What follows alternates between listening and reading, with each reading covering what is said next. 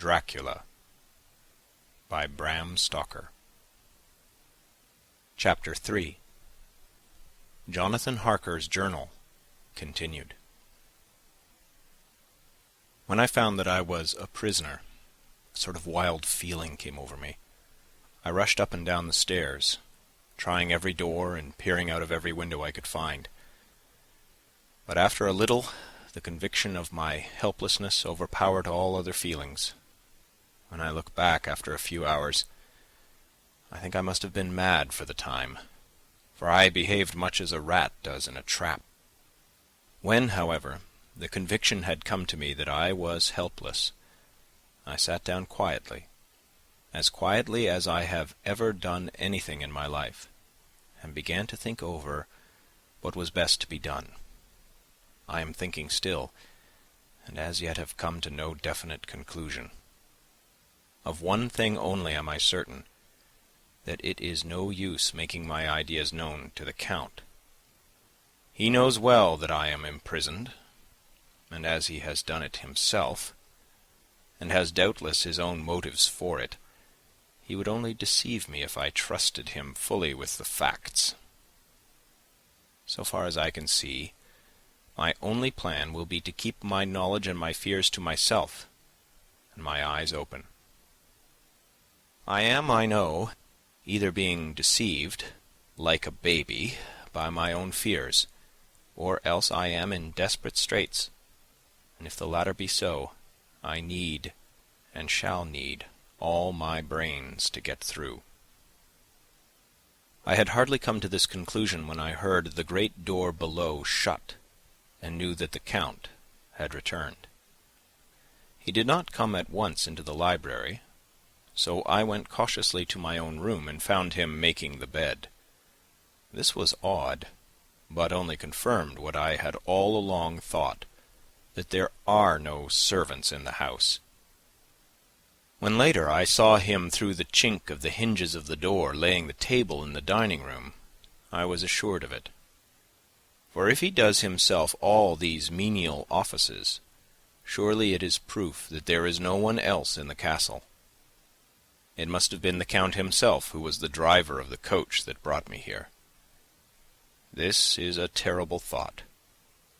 For if so, what does it mean that he could control the wolves as he did, by only holding up his hand for silence? How was it that all the people at Bistritz and on the coach had some terrible fear for me? What meant the giving of the crucifix, of the garlic, of the wild rose, of the mountain ash?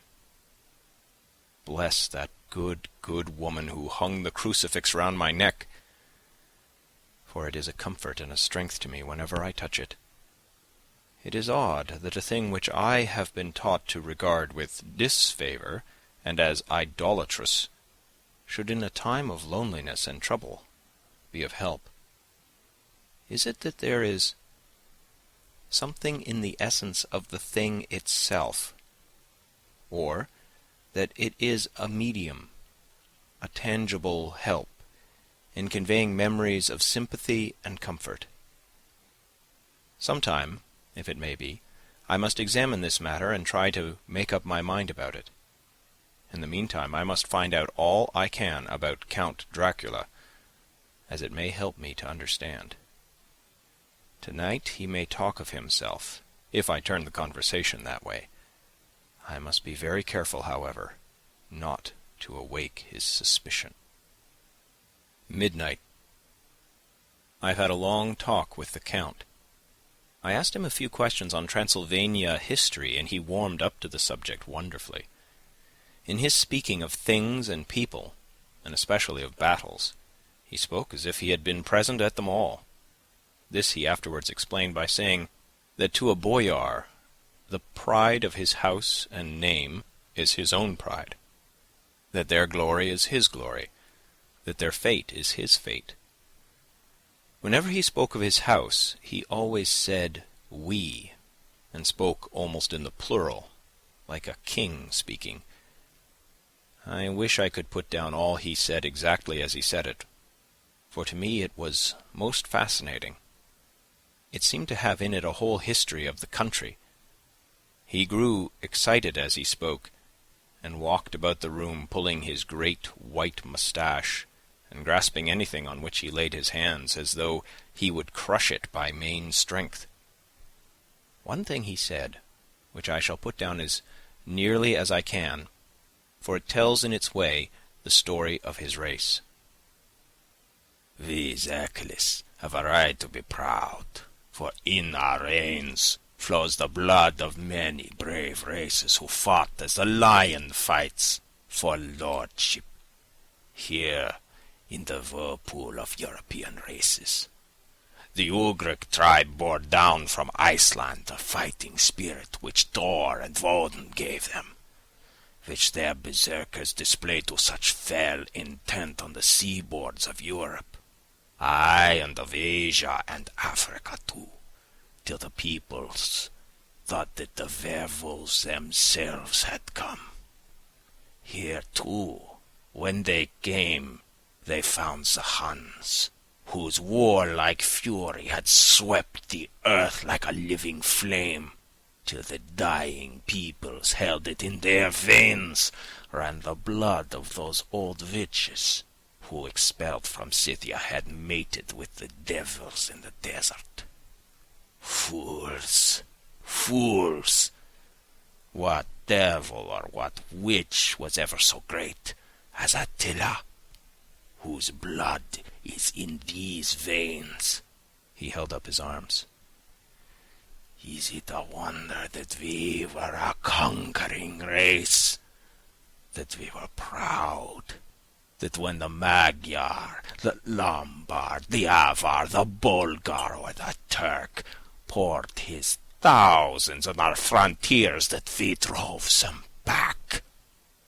Is it strange that when Arpad and his legions swept through the Hungarian fatherland, he found us here when he reached the frontier, that the Honfoglalas was completed there, and when the Hungarian flood swept eastward, the Zekalis were claimed as kindred by the victorious Magyars, and to us for centuries was trusted the guarding of the frontier of Turkeyland. Aye, and more than that, endless duty of the frontier guard, for as the Turks say, water sleeps, and the enemy is sleepless. Who more gladly than we throughout the 4 nations received the bloody sword, or at its warlike call flocked quicker to the standard of the king? When was redeemed that great shame of my nation, the shame of Kosovo, when the flags of the Valak and the Magyar went down beneath the crescent? Who was it but one of my own race, who as voivod crossed the Danube and beat the Turk on his own ground? This was a Dracula indeed. Woe was it that his own unworthy brother, when he had fallen, sold his people to the Turk, and brought the shame of slavery on them. Was it not this Dracula, indeed, who inspired that other of his race, who, in a later age, again and again brought his forces over the great river into Turkeyland, who, when he was beaten back, came again and again, though he had to come alone from the bloody field where his troops were being slaughtered, since he knew that he alone could ultimately triumph. They said that he thought only of himself. Bah! What good are peasants without a leader? Where ends the war without a brain and a heart to conduct it?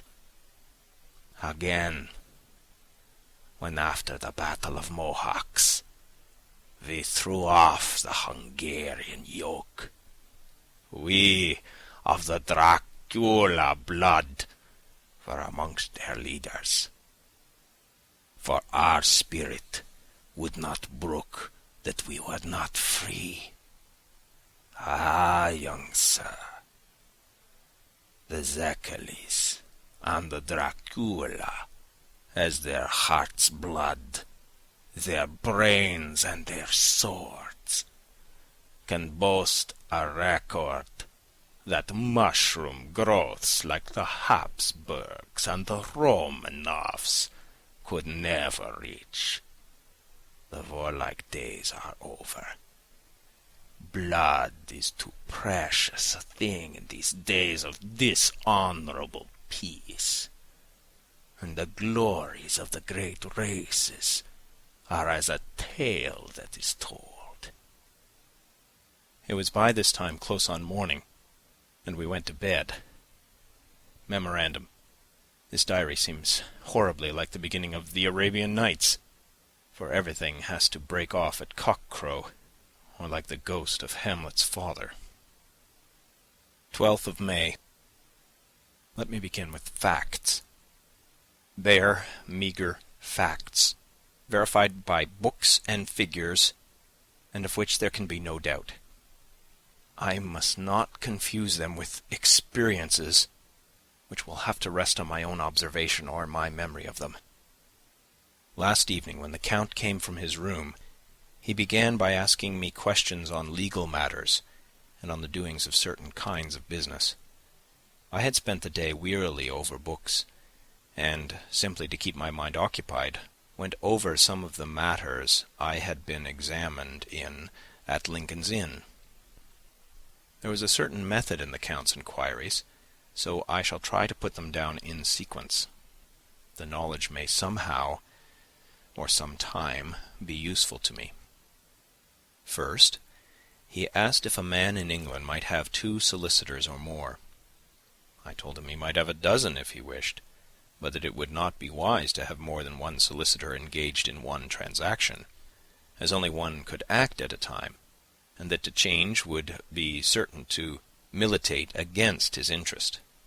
He seemed thoroughly to understand, and went on to ask if there would be any practical difficulty in having one man to attend, say, to banking, and another to look after shipping, in case local help were needed in a place far from home of the banking solicitor.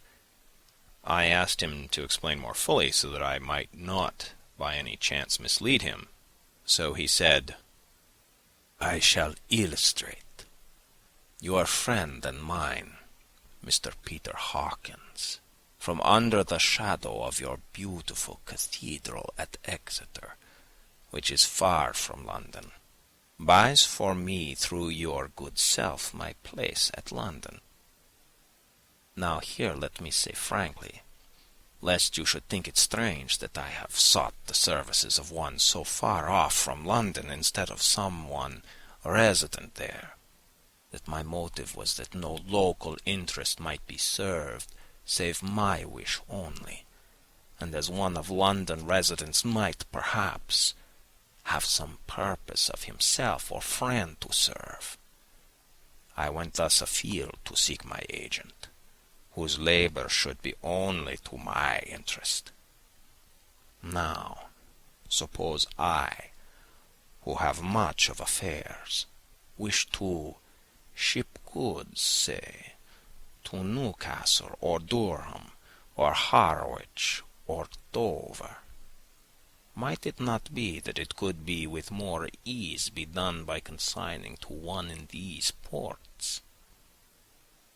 I answered that certainly it would be most easy, but that we solicitors had a system of agency, one for the other, so that local work could be done locally on instruction from any solicitor, so that the client, simply by placing himself in the hands of one man, could have his wishes carried out by him without further trouble. "But," said he, "I could be at liberty to direct myself. Is it not so?" "Of course," I replied, "and such is often done by men of business, who do not like the whole of their affairs to be known by any one person." "Good," he said. and then went on to ask about the means of making consignments and the forms to be gone through, and of all sorts of difficulties which might arise, but by forethought could be guarded against. I explained all these things to him to the best of my ability, and he certainly left me under the impression that he would have made a wonderful solicitor, for there was nothing that he did not think of or foresee. For a man who was never in the country, and who did not evidently do much in the way of business, his knowledge and acumen were wonderful. When he had satisfied himself on these points on which he had spoken, and I had verified all as well as I could by the books available, he suddenly stood up and said, "Have you written, since your first letter to our friend Mr. Peter Hawkins, or to any other?" It was with some bitterness in my heart that I answered that I had not, that as yet I had not seen any opportunity of sending letters to anybody. "Then write now, my young friend," he said, laying a heavy hand on my shoulder. "Write to our friend, and to any other, and say, if it will please you, that you shall stay with me until a month from now." "Do you wish me to stay so long?" I asked, for my heart grew cold at the thought. "I desire it much. Nay, I will take no refusal. When your master, employer, what you will, engaged that someone should come on his behalf, it was understood that my needs only were to be consulted. I have not stinted. Is it not so?" What could I do but bow acceptance? It was Mr. Hawkins' interest, not mine, and I had to think of him, not myself, and besides, while Count Dracula was speaking, there was that in his eyes and in his bearing which made me remember that I was a prisoner, and that if I wished it, I could have no choice. The Count saw his victory in my bow, and his mastery in the trouble of my face, for he began at once to use them, but in his own smooth, resistless way. "I pray you, my good young friend, that you will not discourse of things other than business in your letters. It will doubtless please your friends to know that you are well, and that you look forward to getting home to them. Is it not so?" As he spoke, he handed me 3 sheets of notepaper and 3 envelopes. They were all of the thinnest foreign post, and looking at them, then at him, and noticing his quiet smile, with the sharp canine teeth lying over the red underlip, I understood as well as if he had spoken that I should be more careful what I wrote, for he would be able to read it. So I determined to write only formal notes now, but to write fully to Mr. Hawkins in secret, and also to Mina, for to her I could write shorthand which would puzzle the Count, if he did see it. When I had written my 2 letters, I sat quiet, reading a book, whilst the Count wrote several notes, referring as he wrote them to some books on his table. Then he took up my 2, and placed them with his own, and put by his writing materials, after which, the instant the door had closed behind him, I leaned over and looked at the letters, which were face down on the table. I felt no compunction in doing so, for under the circumstances I felt that I should protect myself in every way I could. One of the letters was directed to Samuel F. Billington, No. 7, The Crescent, Whitby, another to Herr Leutner, Varna. The third was to Coutts and Company, London, and the fourth to Herren Klopstock and Billruth, bankers, Budapest. The second and fourth were unsealed. I was just about to look at them when I saw the door-handle move. I sank back in my seat, having just had time to resume my book before the Count, holding still another letter in his hand, entered the room. He took up the letters on the table and stamped them carefully, and then turning to me, said, I trust you will forgive me, but I have much work to do in private this evening. You will, I hope, find all things as you wish." At the door he turned, and after a moment's pause said, "Let me advise you, my dear young friend. Nay, let me warn you, with all seriousness, that should you leave these rooms, you will not by any chance go to sleep in any other part of the castle. It is old, and has many memories, and there are bad dreams for those who sleep unwisely. Be warned. Should sleep now, or ever overcome you, or be like to do, then haste to your own chamber or to these rooms, for your rest will then be safe. But if you be not careful in this respect, then—" He finished his speech in a gruesome way, for he motioned with his hands as if he were washing them. I quite understood. My only doubt was as to whether any dream could be more terrible than the unnatural, horrible net of gloom and mystery which seemed closing around me. Later. I endorse the last words written, but this time there is no doubt in question. I shall not fear to sleep in any place where he is not. I have placed the crucifix over the head of my bed. I imagine that my rest is thus freer from dreams, and there it shall remain. When he left me, I went to my room. After a little while, not hearing any sound, I came out and went up the stone stair to where I could look out towards the south. There was some sense of freedom in the vast expanse, inaccessible though it was to me, as compared with the narrow darkness of the courtyard. Looking out on this, I felt that I was indeed in prison, and I seemed to want a breath of fresh air, though it were of the night. I am beginning to feel this nocturnal existence tell on me. It is destroying my nerve. I start at my own shadow and am full of all sorts of horrible imaginings. God knows that there is ground for my terrible fear in this accursed place. I looked out over the beautiful expanse, bathed in soft yellow moonlight, till it was almost as light as day. In the soft light, the distant hills became melted, and the shadows in the valleys and gorges of velvety blackness. The mere beauty seemed to cheer me. There was peace and comfort in every breath I drew.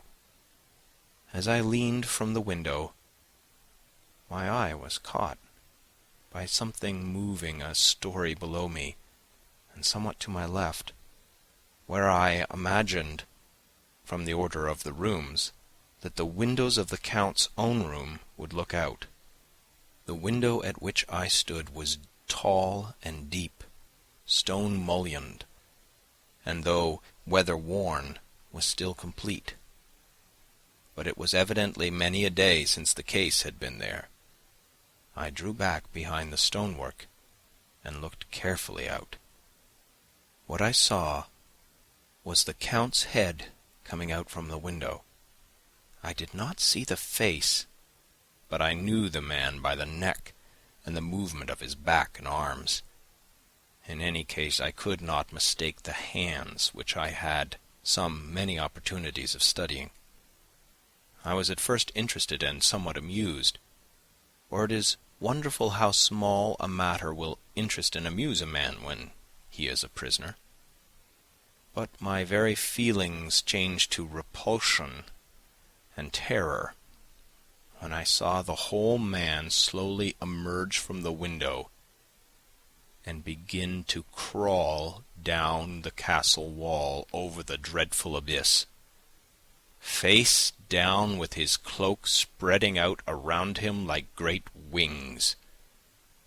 At first I could not believe my eyes. I thought it was some trick of the moonlight, some weird effect of shadow. But I kept looking, and it could be no delusion. I saw the fingers and toes grasp the corners of the stones, worn clear of the mortar by the stress of years, and by thus using every projection and inequality, move downwards with considerable speed, just as a lizard moves along a wall. What manner of man is this? Or what manner of creature is it in the semblance of man? I feel the dread of this horrible place overpowering me.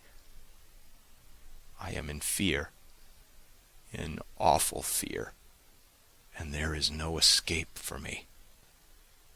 I am encompassed about with terrors that I dare not think of.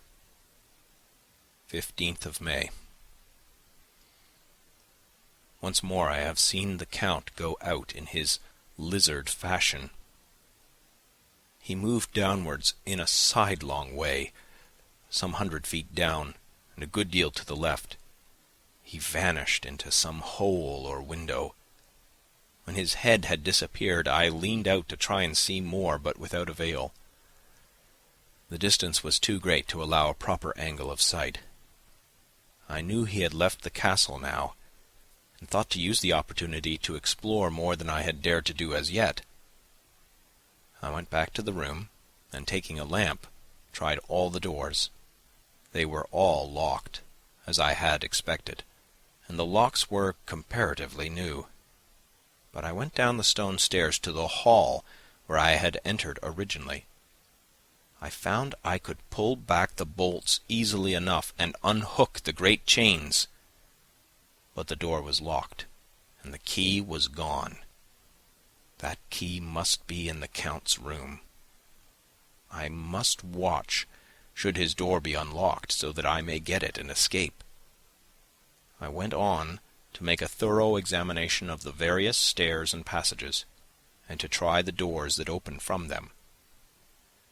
1 or 2 small rooms near the hall were open, but there was nothing to see in them except old furniture, dusty with age and moth-eaten. At last, however, I found one door at the top of the stairway which, though it seemed locked, gave a little under pressure. I tried it harder, and found that it was not really locked, but that the resistance came from the fact that the hinges had fallen somewhat, and the heavy door rested on the floor. Here was an opportunity which I might not have again, so I exerted myself, and with many efforts forced it back so that I could enter. I was now in a wing of the castle further to the right than the rooms I knew, and a story lower down. From the windows I could see that the suite of rooms lay along to the south of the castle, the windows of the end room looking out both west and south. On the latter side, as well as to the former, there was a great precipice. The castle was built on the corner of a great rock, so that on 3 sides it was quite impregnable. And great windows were placed here, where sling or bow or culverin could not reach, and consequently light and comfort, impossible to a position which had to be guarded, were secured. To the west was a great valley, and then, rising far away, great jagged mountain fastnesses, rising peak on peak, the sheer rock studded with mountain ash and thorn, whose roots clung in cracks and crevices and crannies of the stone. This was evidently the portion of the castle occupied by the ladies in bygone days, for the furniture had more an air of comfort than any I had seen. The windows were curtainless, and the yellow moonlight, flooding in through the diamond panes, enabled one to see even colours, whilst it softened the wealth of dust which lay over all and disguised in some measure the ravages of time and moth. My lamp seemed to be of little effect in the brilliant moonlight, but I was glad to have it with me, for there was a dreadful loneliness in the place which chilled my heart and made my nerves tremble. Still, it was better than living alone in the rooms which I had come to hate from the presence of the Count, and after trying a little to school my nerves, I found a soft quietude come over me. Here I am, sitting at a little oak table, where in old times possibly some fair lady sat to pen, with much thought and many blushes, her ill-spelt love-letter, and writing in my diary in shorthand all that has happened since I closed it last. It is the 19th century, up to date with a vengeance, and yet, unless my senses deceive me, the old centuries had, and have, powers of their own, which mere modernity cannot kill. Later. The morning of 16th May. God preserve my sanity, for to this I am reduced. Safety and the assurance of safety are things of the past. Whilst I live on here, there is but one thing to hope for, that I may not go mad, if indeed I be not mad already. If I be sane, then surely it is maddening to think that of all the foul things that lurk in this hateful place, the Count is the least dreadful to me, that to him alone I can look for safety, even though this be only whilst I can serve his purpose. Great God, merciful God, let me be calm, for out of that way lies madness indeed. I begin to get new lights on certain things which have puzzled me. Up to now I never quite knew what Shakespeare meant when he made Hamlet say, "My tablets, quick, my tablets, 'tis meet that I put it down," etc. For now, feeling as though my own brain were unhinged, or as if the shock had come which must end in its undoing, I turn to my diary for repose.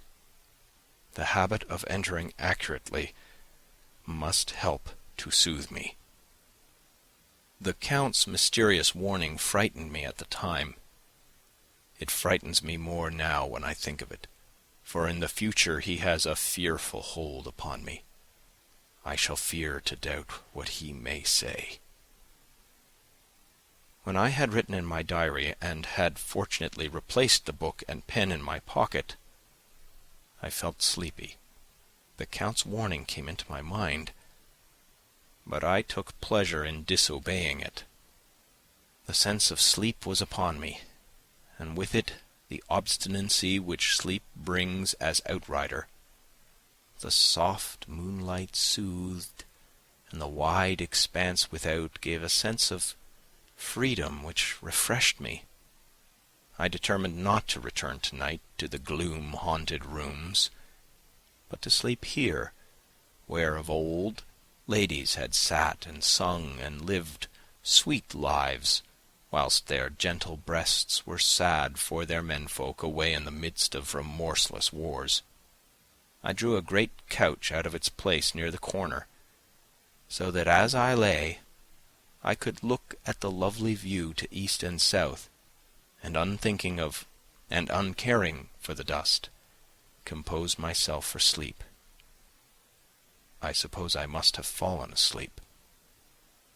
I hope so, but I fear, for all that followed was startlingly real, so real that now sitting here in the broad, full sunlight of the morning, I cannot in the least believe that it was all sleep.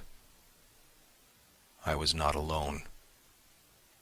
The room was the same, unchanged in any way since I came into it. I could see along the floor, in the brilliant moonlight, my own footsteps marked where I had disturbed the long accumulation of dust. In the moonlight opposite me were 3 young women, ladies by their dress and manner. I thought at the time that I must be dreaming when I saw them. They threw no shadow on the floor. They came close to me and looked at me for some time, and then whispered together. 2 were dark and had high aquiline noses, like the Count, and great, dark, piercing eyes that seemed to be almost red